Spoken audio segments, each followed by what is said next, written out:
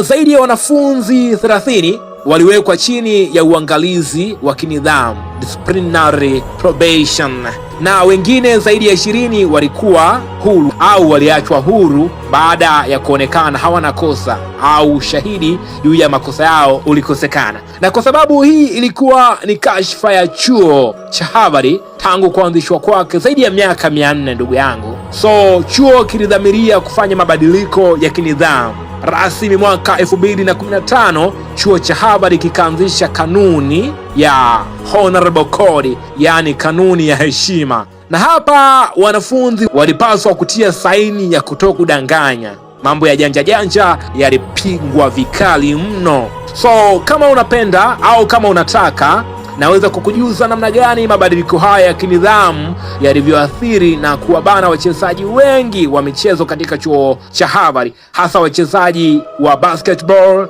pamoja na varsity athletes. So kama unavyojua, wadau wa mchezo au wadau wa michezo kwa vyuo vya wenzetu ni kama wana kaulimwengu kao fulani hivi, uhuru usio na mipaka, lifestyle fulani ya unyama, mambo ya fashion and so on. Lakini kanuni hii ya heshima au Honorable Code ni kama iliwanyosha kama rula. So karibu sana, mimi ni Spanovic Charles, see you next content.